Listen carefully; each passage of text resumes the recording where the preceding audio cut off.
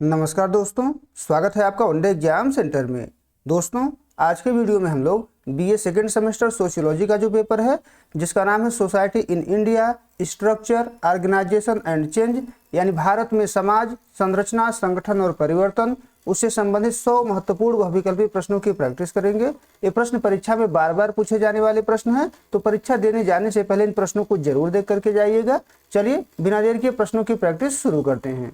आपका पहला प्रश्न है, भारतीय समाज की मूलभूत इकाई क्या मानी जाती है? तो भारतीय समाज की जो मूलभूत इकाई है वो गांव को माना जाता है। गांव भारतीय समाज की मूलभूत इकाई है। सी ऑप्शन आपका पहले का सही हो जाएगा। आगे बढ़ते हैं, दूसरा प्रश्न देख लेते हैं। लिटिल रिपब्लिक यानी नन्हा गणराज्य भारतीय गांव को किसने कहा था? भारतीय गांव को नन्हा गणराज्य जो है चार्ल्स मेटकाफ के द्वारा कहा गया था। बी ऑप्शन आपका दूसरे का सही हो जाएगा। आगे बढ़ते हैं, तीसरा प्रश्न देख लेते हैं। इसमें आपसे पूछा गया है कि ग्रामीण और नगरीय समाज को जोड़ने वाली अवधारणा को क्या कहते हैं? तो ग्रामीण और नगरीय समाज को जोड़ने वाली अवधारणा को ग्रामीण नगरीय सातत्य कहते हैं। ये ऑप्शन आपका तीसरे का सही हो जाएगा। चौथा प्रश्न है, जनगणना के अनुसार कस्बा कहलाने के लिए न्यूनतम जनसंख्या कितनी होनी चाहिए? तो जनगणना के अनुसार कस्बा कहलाने के लिए न्यूनतम जनगणना 5000 होनी चाहिए। सी ऑप्शन आपका चौथे का सही हो जाएगा। पांचवा प्रश्न है, वह स्थान जहां की 75% कार्यशील पुरुष जनसंख्या गैर कृषि कार्यों में लगी हो उसे क्या कहते हैं? तो उसको हम कस्बा या शहर कहेंगे। बी ऑप्शन आपका पांचवे का सही हो जाएगा। आगे बढ़ते हैं, छठा प्रश्न देख लेते हैं। इसमें आपसे पूछा गया है कि गांव की ओर लौटो का नारा किसने दिया था? तो गांव की ओर लौटो का नारा महात्मा गांधी के द्वारा दिया गया था। सी ऑप्शन आपका छठवें का सही हो जाएगा। सातवां प्रश्न है, नगरीयता एक जीवन विधि है, यह कथन किसका है? तो यह कथन किसके द्वारा कहा गया था? तो लुई वर्थ के द्वारा कहा गया था। ये ऑप्शन आपका सातवें का सही हो जाएगा। आठवां प्रश्न है, जजमानी प्रथा का अध्ययन सबसे पहले किसने किया था? तो जजमानी प्रथा का अध्ययन सबसे पहले विलियम वाइजर के द्वारा किया गया था। बी ऑप्शन आपका आठवें का सही हो जाएगा। नौवां प्रश्न देख लेते हैं। इसमें आपसे पूछा गया है कि ग्रामीण क्षेत्रों में सामाजिक गतिशीलता कैसी होती है? तो ग्रामीण क्षेत्रों में जो सामाजिक गतिशीलता है वो बहुत कम या धीमी होती है। सी ऑप्शन आपका नौवें का सही हो जाएगा। 10वां प्रश्न है, अर्बन सोशियोलॉजी पुस्तक के लेखक कौन है? तो अर्बन सोशियोलॉजी जो पुस्तक है वो पार्क और वर्गस के द्वारा लिखा गया है। ए ऑप्शन आपका 10वें का सही हो जाएगा। 11 नंबर प्रश्न देख लेते हैं। इसमें आपसे पूछा गया है कि भारत में समाजशास्त्र का औपचारिक शिक्षण सबसे पहले किस विश्वविद्यालय में शुरू हुआ? तो भारत में समाजशास्त्र का औपचारिक शिक्षण जो है सबसे पहले बॉम्बे विश्वविद्यालय में शुरू हुआ था। बी ऑप्शन आपका 11 का सही हो जाएगा। 12 नंबर प्रश्न है, बॉम्बे विश्वविद्यालय में समाजशास्त्र विभाग की स्थापना किस वर्ष हुई? तो बॉम्बे विश्वविद्यालय में समाजशास्त्र विभाग की स्थापना 1919 में हुई थी। बी ऑप्शन आपका 12 का सही हो जाएगा। 13 नंबर प्रश्न है, भारत में समाजशास्त्र के जनक किसे माना जाता है? तो भारत में समाजशास्त्र के जनक जो है जीएस घुरियो को माना जाता है। 13 का बी ऑप्शन आपका सही हो जाएगा। 14 नंबर प्रश्न देख लेते हैं। बॉम्बे विश्वविद्यालय में समाजशास्त्र के पहले विभाग अध्यक्ष कौन थे? तो बॉम्बे विश्वविद्यालय में समाजशास्त्र के विभाग के पहले जो अध्यक्ष थे उनका नाम पैट्रिक गिड्स था। बी ऑप्शन आपका 14 का सही हो जाएगा। आगे बढ़ते हैं, 15 नंबर प्रश्न है, caste and race in India पुस्तक के लेखक कौन है? तो इस पुस्तक की रचना जो है जीएस घुरिये के द्वारा किया गया है। सी ऑप्शन आपका 15 का सही हो जाएगा। 16 नंबर प्रश्न है, लखनऊ विश्वविद्यालय में समाजशास्त्र की शुरुआत करने का श्रेय किसे जाता है? तो लखनऊ विश्वविद्यालय में समाजशास्त्र की शुरुआत करने का श्रेय जो है राधा कमल मुखर्जी और डीपी मुखर्जी दोनों को जाता है। सी ऑप्शन आपका 16 का सही हो जाएगा। 17 नंबर प्रश्न देख लेते हैं। इसमें आपसे पूछा गया है कि एम श्रीनिवास की किस अवधारणा का प्रतिपादन किया? तो एम श्रीनिवास ने संस्कृतिकरण, पश्चिमीकरण और प्रभुजात इन सभी अवधारणाओं का प्रतिपादन किया हुआ है। डी ऑप्शन आपका सही हो जाएगा, उपर्युक्त तो सभी। 18 नंबर प्रश्न है, भारतीय समाजशास्त्री परिषद की स्थापना कब हुई? तो भारतीय समाजशास्त्री परिषद की स्थापना 1951 में हुई थी। ए ऑप्शन आपका 18 का सही हो जाएगा। 19 नंबर प्रश्न देख लेते हैं। इंडियन सोशियोलॉजिकल बुलेटिन पत्रिका किसने शुरू की थी? तो इंडियन सोशियोलॉजिकल बुलेटिन जो पत्रिका है ये जीएस घुरिये के द्वारा शुरू किया गया था। ए ऑप्शन आपका 19 का सही हो जाएगा।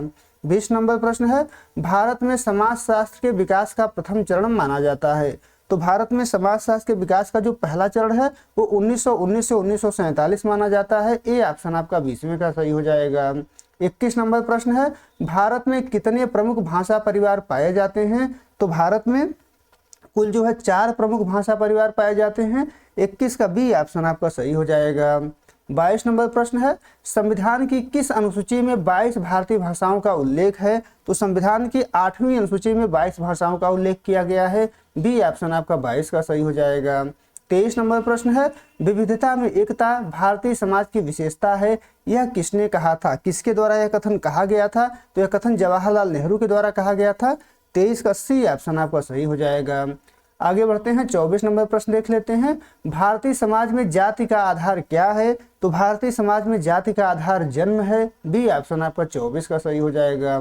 25 नंबर प्रश्न है, भारत में सबसे बड़ा धार्मिक अल्पसंख्यक समूह कौन सा है? तो भारत में सबसे बड़ा धार्मिक अल्पसंख्यक समूह जो है मुस्लिम को माना जाता है। सी ऑप्शन आपका 25वें का सही हो जाएगा।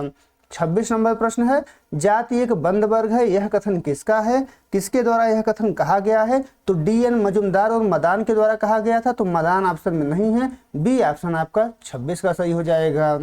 आगे बढ़ते हैं, 27 नंबर प्रश्न है, द्रविड़ भाषा परिवार मुख्य रूप से भारत के किस भाग में बोला जाता है? तो द्रविड़ भाषा जो है मुख्य रूप से भारत के दक्षिण भारत में बोला जाता है। बी ऑप्शन आपका 27 का सही हो जाएगा।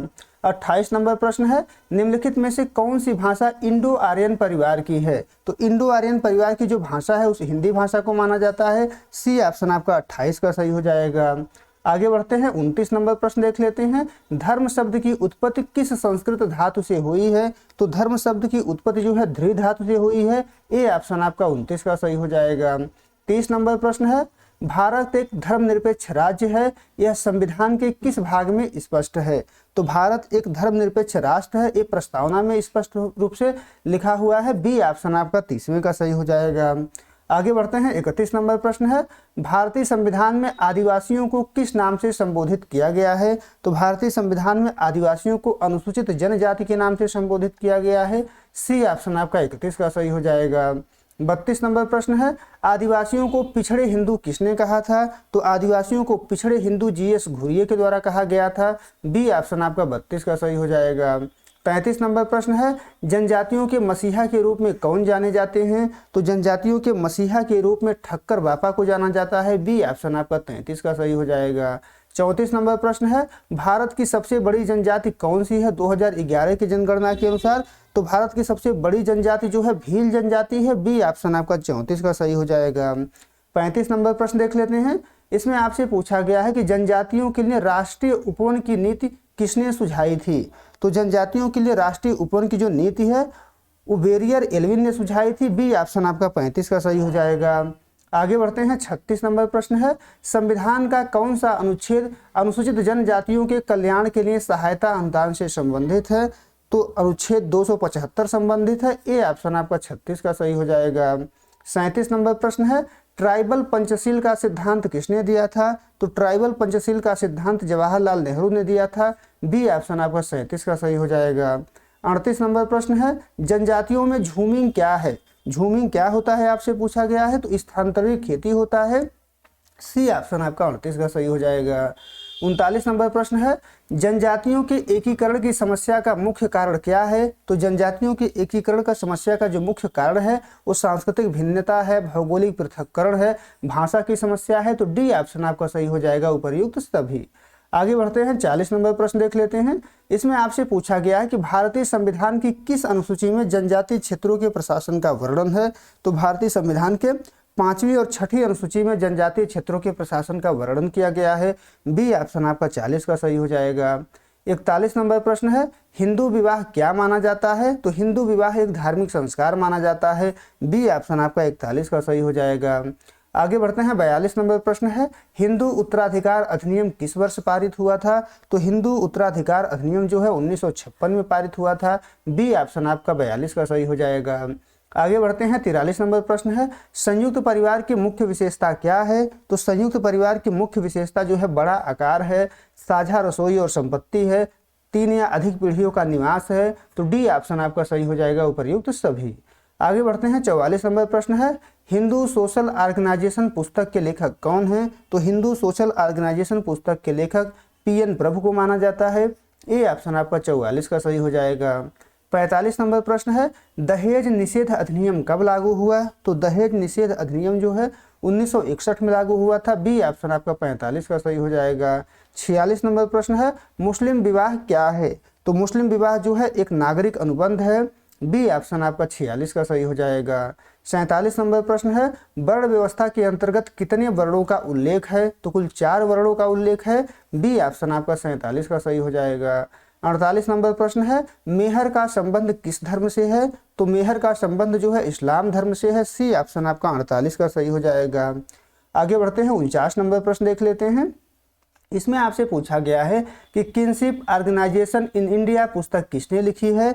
तो यह जो पुस्तक है ये इरावती कर्वे के द्वारा लिखा गया है। बी ऑप्शन आपका 49 का सही हो जाएगा। 50 नंबर प्रश्न है, पितृसत्तात्मक परिवार में सत्ता किसके हाथ में होती है? तो पितृसत्तात्मक परिवार में सत्ता जो है पिता या वरिष्ठ पुरुष के हाथ में होती है। बी ऑप्शन आपका 50वें का सही हो जाएगा। 51 नंबर प्रश्न है, सामाजिक वर्ग का निर्धारण किस आधार पर होता है? तो सामाजिक वर्ग का निर्धारण जो है आर्थिक स्थिति के आधार पर होता है। बी ऑप्शन आपका 51 का सही हो जाएगा। आगे बढ़ते हैं, 52 नंबर प्रश्न देख लेते हैं। ग्रामीण समाज शास्त्र पुस्तक के लेखक कौन हैं? तो ग्रामीण समाज शास्त्र पुस्तक के लेखक जो है 52 का आपका ए ऑप्शन सही हो जाएगा। AR देसाई हैं। ए ऑप्शन आपका 52 का सही हो जाएगा। आगे बढ़ते हैं, 53 नंबर प्रश्न देख लेते हैं। इसमें आपसे पूछा गया है कि औद्योगिक वर्ग की मुख्य विशेषता क्या है? तो औद्योगिक वर्ग की जो मुख्य विशेषता है, तो दोस्तों औद्योगिक वर्ग की जो मुख्य विशेषता है, बी ऑप्शन यहाँ पर आपका सही हो जाएगा, श्रम विभाजन और विशेषीकरण है। तो बी ऑप्शन आपका सही हो जाएगा। आगे बढ़ते हैं, 54 नंबर प्रश्न देख लेते हैं। मध्यम वर्ग का उदय मुख्य रूप से किस प्रक्रिया का परिणाम है? तो मध्यम वर्ग का जो उदय है वो नगरीकरण, औद्योगिकरण और शिक्षा के प्रसार का परिणाम है। तो डी ऑप्शन आपका सही हो जाएगा, उपर्युक्त सभी। आगे बढ़ते हैं, 55 नंबर प्रश्न देख लेते हैं। इसमें आपसे पूछा गया है कि कृषक समाज की संकल्पना किसने दी थी? तो कृषक समाज की जो संकल्पना है वो रॉबर्ट रेडफील्ड के द्वारा दिया गया था। बी ऑप्शन आपका 55 का सही हो जाएगा। 56 नंबर प्रश्न देख लेते हैं। इसमें आपसे पूछा गया है कि भारत में हरित क्रांति का सबसे अधिक प्रभाव किस वर्ग पर पड़ा?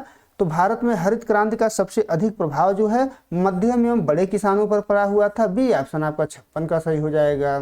57 नंबर प्रश्न है, वर्ग चेतना की अवधारणा किसने दी? तो वर्ग चेतना की जो अवधारणा है वो कार्ल मार्क्स के द्वारा दिया गया है। बी ऑप्शन आपका 57 का सही हो जाएगा। 58 नंबर प्रश्न है, ग्रामीण भारत में शक्ति संरचना में बदलाव का मुख्य कारण क्या है? तो ग्रामीण भारत के शक्ति संरचना में बदलाव का जो प्रमुख कारण है वो पंचायती राज है, भूमि सुधार है, वयस्क मताधिकार है। तो डी ऑप्शन आपका सही हो जाएगा, उपर्युक्त सभी। आगे बढ़ते हैं, 59 नंबर प्रश्न है, शहरी क्षेत्रों में किस प्रकार के वर्ग अधिक सक्रिय होते हैं? तो शहरी क्षेत्रों में जो है पेशेवर और व्यापारी वर्ग अधिक सक्रिय होते हैं। बी ऑप्शन आपका 59 का सही हो जाएगा। 60 नंबर प्रश्न है, व्हाइट कॉलर श्रमिक किसे कहा जाता है? तो व्हाइट कॉलर श्रमिक जो है कार्यालयों में काम करने वाले बाबू और पेशेवर को कहा जाता है। सी ऑप्शन आपका 60 का सही हो जाएगा। 61 नंबर प्रश्न है, essay on the principle of population 1798 के लेखक कौन हैं? तो इसके लेखक जो है वो थॉमस माल्थस को माना जाता है। ए ऑप्शन आपका 61 का सही हो जाएगा। आगे बढ़ते हैं, 62 नंबर प्रश्न देख लेते हैं। माल्थस के अनुसार जनसंख्या किस दर से बढ़ती है? तो माल्थस के अनुसार जो जनसंख्या होती है वो ज्यामितीय दर से बढ़ती है। 1 से 2 होगा, 2 से 4 होगा, 4 से 8 होगा, 8 से 16 होगा। तो बी ऑप्शन आपका 62 का सही हो जाएगा। आगे बढ़ते हैं, 63 नंबर प्रश्न देख लेते हैं। माल्थस के अनुसार खाद्य सामग्री किस दर से बढ़ती है? तो माल्थस के अनुसार जो खाद्य सामग्री होती है वो अंक गणितीय दर से बढ़ती है। बी ऑप्शन आपका 63 का सही हो जाएगा। 64 नंबर प्रश्न है, जनसंख्या विस्फोट का क्या अर्थ है? तो जनसंख्या विस्फोट का अर्थ होता है जनसंख्या की तीव्र गति से वृद्धि। सी ऑप्शन आपका 64 का सही हो जाएगा। आगे बढ़ते हैं, 65 नंबर प्रश्न है, जनसांख्यिकी संक्रमण सिद्धांत की तीसरी अवस्था क्या दर्शाती है? तो जनसांख्यिकी संक्रमण सिद्धांत की जो तीसरी अवस्था है वो निम्न जन्म दर और निम्न मृत्यु दर दर्शाती है। बी ऑप्शन आपका 65 का सही हो जाएगा। 66 नंबर प्रश्न है, भारत में प्रथम जनगणना कब हुई थी? जो अनौपचारिक जनगणना है। तो 66 का आपका ए ऑप्शन सही हो जाएगा। 1872 में भारत की प्रथम जनगणना हुई थी। तो ए ऑप्शन आपका सही हो जाएगा। आगे बढ़ते हैं। 67 नंबर प्रश्न है, भारत की पहली बार व्यवस्थित जनगणना कब हुई? तो भारत में पहली बार जो व्यवस्थित जनगणना है वो 1881 में हुई थी। बी ऑप्शन आपका 67 का सही हो जाएगा। 68 नंबर प्रश्न है, राष्ट्रीय जनसंख्या नीति भारत में पहली बार कब घोषित की गई? तो राष्ट्रीय जनसंख्या नीति भारत में पहली बार 1976 में घोषित की गई थी। बी ऑप्शन आपका 68 का सही हो जाएगा। आगे बढ़ते हैं। 69 नंबर प्रश्न देख लेते हैं। परिवार नियोजन कार्यक्रम शुरू करने वाला दुनिया का पहला देश कौन सा है? तो परिवार नियोजन कार्यक्रम शुरू करने वाला दुनिया का जो पहला देश है वो भारत है। सी ऑप्शन आपका 69 का सही हो जाएगा।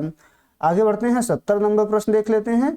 इसमें आपसे पूछा गया है कि प्रति 1000 पुरुषों पर महिलाओं की संख्या को क्या कहते हैं? तो प्रति 1000 पुरुषों पर महिलाओं की संख्या को लिंग अनुपात कहा जाता है। सी ऑप्शन आपका 70 का सही हो जाएगा।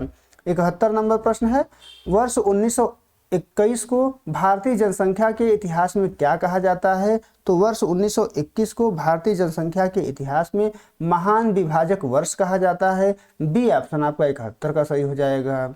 72 नंबर प्रश्न है, जनसंख्या के वैज्ञानिक अध्ययन को क्या कहते हैं? तो जनसंख्या के वैज्ञानिक अध्ययन को जनसांख्यिकी कहते हैं। बी ऑप्शन आपका 72 का सही हो जाएगा। आगे बढ़ते हैं। 73 नंबर प्रश्न देख लेते हैं। माल्थस ने जनसंख्या नियंत्रण के कौन से 2 उपाय बताए थे? तो माल्थस ने जनसंख्या नियंत्रण के सकारात्मक और निवारक निरोध बताए थे। ए ऑप्शन आपका 73 का सही हो जाएगा। 74 नंबर प्रश्न देख लेते हैं। 2011 की जनगणना के अनुसार भारत की साक्षरता दर कितनी थी? तो 2011 के जनगणना के अनुसार भारत की साक्षरता दर जो है 74.04% था। बी ऑप्शन आपका 74 का सही हो जाएगा। आगे बढ़ते हैं। 75 नंबर प्रश्न देख लेते हैं। जनसंख्या का घनत्व से क्या तात्पर्य है? जनसंख्या का घनत्व से जो तात्पर्य है वो प्रति वर्ग किलोमीटर रहने वाले व्यक्तियों की संख्या, यानी 1 वर्ग किलोमीटर में कितने लोग रहते हैं उसी को जनसंख्या घनत्व के नाम से जाना जाता है। बी ऑप्शन आपका 75 का सही हो जाएगा। 76 नंबर प्रश्न है, अपनी ही जाति के प्रति वफादारी और अन्य जातियों के प्रति घृणा की भावना क्या कहलाती है? तो इस भावना को जो है जातिवाद कहा जाता है। बी ऑप्शन आपका 76 का सही हो जाएगा। 77 नंबर प्रश्न है, सांप्रदायिकता का मुख्य आधार क्या है? तो सांप्रदायिकता का मुख्य आधार धर्म होता है। सी ऑप्शन 77 का सही हो जाएगा। 78 नंबर प्रश्न देख लेते हैं। नक्सलवाद आंदोलन की शुरुआत भारत के किस राज्य से हुई थी? तो नक्सलवाद आंदोलन की जो शुरुआत है वो पश्चिम बंगाल से हुई थी। बी ऑप्शन आपका 78 का सही हो जाएगा। 79 नंबर प्रश्न है, नक्सलबाड़ी गांव में नक्सली आंदोलन किस वर्ष शुरू हुआ? तो नक्सलबाड़ी गांव में नक्सली आंदोलन जो है 1967 में शुरू हुआ था। बी ऑप्शन आपका 79 का सही हो जाएगा। 80 नंबर प्रश्न है, इसमें आपसे पूछा गया है कि नक्सलवाद का वैचारिक आधार क्या है? तो नक्सलवाद का जो वैचारिक आधार है वो माओवाद और मार्क्सवाद है। बी ऑप्शन आपका 80 का सही हो जाएगा। 81 नंबर प्रश्न है, कास्ट इन मॉडर्न इंडिया पुस्तक के लेखक कौन हैं? तो इस पुस्तक के लेखक एम श्रीनिवास को माना जाता है। बी ऑप्शन आपका 81 का सही हो जाएगा। 82 नंबर प्रश्न देख लेते हैं। इसमें आपसे पूछा गया है कि सांप्रदायिकता को दूर करने का सबसे प्रभावी उपाय क्या है? तो सांप्रदायिकता को दूर करने का सबसे प्रभावी उपाय जो है शिक्षा और धर्मनिरपेक्ष मूल्यों का प्रचार है। बी ऑप्शन आपका 82 का सही हो जाएगा। 83 नंबर प्रश्न है, क्षेत्रवाद का अर्थ क्या है? तो क्षेत्रवाद का अर्थ है अपने विशिष्ट क्षेत्र या प्रदेश के प्रति अत्यधिक लगाव। बी ऑप्शन आपका 83 का सही हो जाएगा। 84 नंबर प्रश्न है, नक्सलवाद मुख्य रूप से किन मुद्दों से जुड़ा है? तो नक्सलवाद मुख्य रूप से जल, जंगल और जमीन से जुड़ा हुआ है। बी ऑप्शन आपका 84 का सही हो जाएगा। 85 नंबर प्रश्न है, वोट बैंक की राजनीति ने किस बुराई को बढ़ावा दिया है? तो वोट बैंक की राजनीति ने जातिवाद और सांप्रदायिकता को बढ़ावा दिया है। बी ऑप्शन आपका 85 का सही हो जाएगा। 86 नंबर प्रश्न देख लेते हैं। इसमें आपसे पूछा गया है कि social change in modern India पुस्तक के लेखक कौन हैं? तो social change in modern India पुस्तक के लेखक एम श्रीनिवास को माना जाता है। बी ऑप्शन आपका 86 का सही हो जाएगा। 87 नंबर प्रश्न है, भारतीय समाज का मुख्य चरित्र क्या है? तो भारतीय समाज का मुख्य चरित्र बहुलवाद है। बी ऑप्शन आपका 87 का सही हो जाएगा। 88 नंबर प्रश्न है, प्रभु जाति की अवधारणा किसने दी? तो प्रभु जाति की अवधारणा जो है एम श्रीनिवास के द्वारा दिया गया है। बी ऑप्शन आपका 88 का सही हो जाएगा। आगे बढ़ते हैं, 89 नंबर प्रश्न देख लेते हैं। भारत में अस्पृश्यता अपराध अधिनियम किस वर्ष पारित हुआ? तो भारत में अस्पृश्यता अपराध अधिनियम जो है 1955 में पारित हुआ था। बी ऑप्शन आपका 89 का सही हो जाएगा। 90 नंबर प्रश्न है, विलेज इंडिया पुस्तक के संपादक कौन हैं? तो विलेज इंडिया पुस्तक के संपादक मेकिंग मैरियट को माना जाता है। बी ऑप्शन आपका 90 का सही हो जाएगा। 91 नंबर प्रश्न है, संस्कृतिकरण का अर्थ क्या है? तो संस्कृतिकरण का अर्थ होता है निम्न जाति द्वारा उच्च जाति के रीति रिवाजों को अपनाना। बी ऑप्शन आपका 91 का सही हो जाएगा। 92 नंबर प्रश्न है, पश्चिमीकरण शब्द का प्रयोग सबसे पहले किसने किया? तो पश्चिमीकरण शब्द का प्रयोग जो है सबसे पहले एम.एन. श्रीनिवास के द्वारा किया गया। सी ऑप्शन आपका 92 का सही हो जाएगा। 93 नंबर प्रश्न है, भारत में अंतर जातीय विवाह को वैधानिक मान्यता किस कानून से मिली? तो भारत में अंतर जातीय विवाह को वैधानिक मान्यता जो है विशेष विवाह अधिनियम 1954 से मिली। बी ऑप्शन आपका 93 का सही हो जाएगा। आगे बढ़ते हैं, 94 नंबर प्रश्न है, होमो हायरार्किक्स पुस्तक किसने लिखी? तो यह जो पुस्तक है वो लुई डुइमा के द्वारा लिखा गया था। ए ऑप्शन आपका 94 का सही हो जाएगा। 95 नंबर प्रश्न देख लेते हैं। इसमें आपसे पूछा गया है कि आधुनिकीकरण का अर्थ क्या है? आधुनिकीकरण का अर्थ क्या होता है? तो तार्किक और वैज्ञानिक दृष्टिकोण अपनाना आधुनिकीकरण होता है। बी ऑप्शन आपका 95 का सही हो जाएगा। 96 नंबर प्रश्न है, सोशल स्ट्रक्चर शब्द का प्रयोग सबसे पहले किसने किया? तो सोशल स्ट्रक्चर शब्द का प्रयोग सबसे पहले हर्बर्ट स्पेंसर के द्वारा किया गया था। बी ऑप्शन आपका सही हो जाएगा। आगे बढ़ते हैं, 97 नंबर प्रश्न देख लेते हैं। भारत में मंडल आयोग का संबंध किससे था? तो भारत में मंडल आयोग का संबंध अन्य पिछड़ा वर्ग यानी ओबीसी से था। बी ऑप्शन आपका 97 का सही हो जाएगा। 98 नंबर प्रश्न है, निम्नलिखित में से कौन सी एक ग्रामीण समाज की विशेषता नहीं है? तो ग्रामीण समाज की विशेषता कौन सी नहीं है? तो व्यक्तिवादिता और भीड़भाड़ ग्रामीण समाज की विशेषता नहीं है। डी ऑप्शन आपका 98 का सही हो जाएगा। 99 नंबर प्रश्न है, जनसंख्या शिक्षा का मुख्य उद्देश्य क्या है? तो जनसंख्या शिक्षा का मुख्य उद्देश्य जनसंख्या वृद्धि के प्रति जागरूक करना है। बी ऑप्शन आपका 99 का सही हो जाएगा। 100 नंबर प्रश्न है, समाज शास्त्र का अध्ययन भारत में किस शताब्दी में शुरू हुआ? तो समाज शास्त्र का अध्ययन भारत में 20वीं शताब्दी में शुरू हुआ। सी ऑप्शन आपका 100वें का सही हो जाएगा। उम्मीद है दोस्तों आपको ये वीडियो पसंद आया होगा। अगर वीडियो अच्छी लगी तो हमारे चैनल को सब्सक्राइब कर लीजिए, वीडियो को लाइक और शेयर कर दीजिए। बहुत बहुत धन्यवाद।